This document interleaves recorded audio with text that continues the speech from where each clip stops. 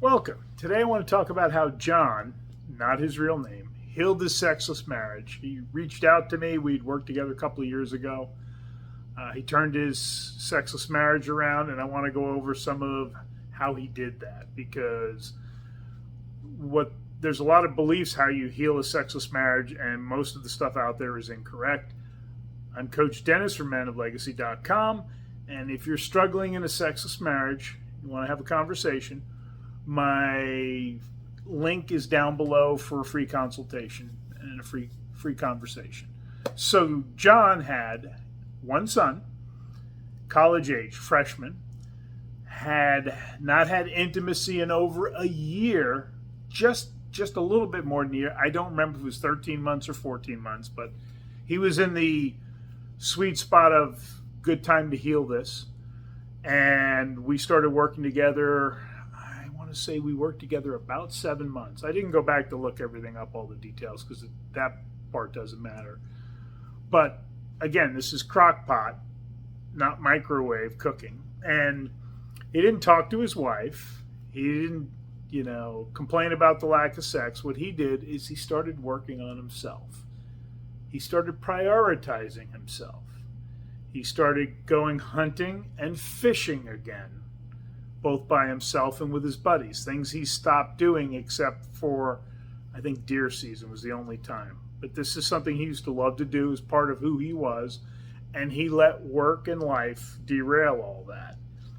And then we worked on mindset, and with every man, you need to read the book No More Mr. Nice Guy by Dr. Glover, because plain and simple, it is a foundational book for all men. Okay? And I think it was around month 3 or 4 he started doing dates again with the wife, because he had done what most men do. He stopped going and spending time with his friends, and he stopped dating his wife.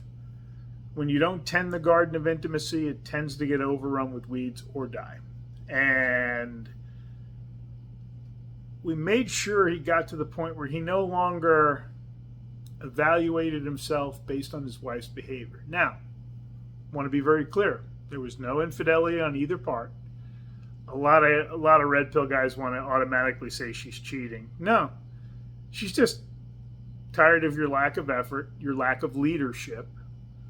And the thing and the person you have to lead first and foremost in a relationship is yourself. I want to say that again. Men, you've got to lead yourself first before you can lead her or lead the relationship.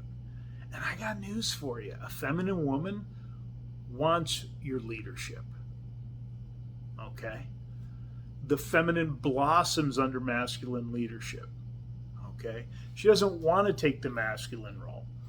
So between months 3 or 4, he started dating again, was more playful, more grounded and confident in himself, kind of didn't care whether she liked what he was doing or not. And this is the key thing.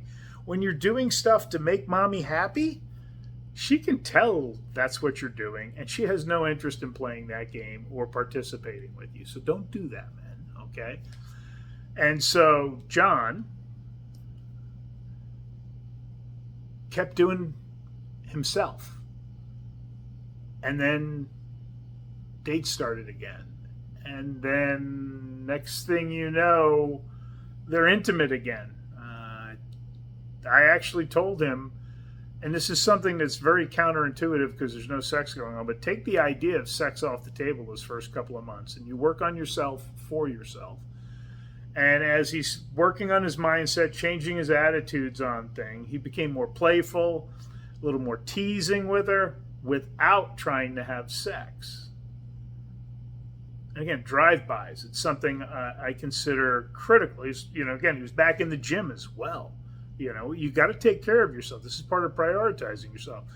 And that drive-by, the kiss on the back of the neck or the smack on the ass as you're heading out the door going by, letting her know she looks great, with no looking to get out of it. You're just giving.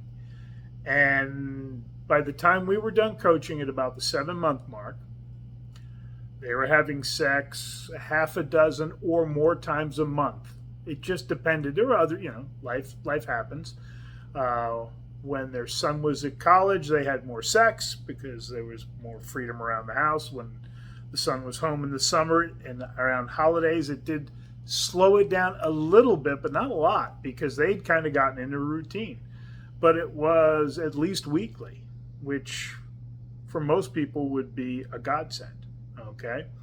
But the thing was this: he didn't expect sex, he wasn't trying to get sex. It was a gift he gave his wife.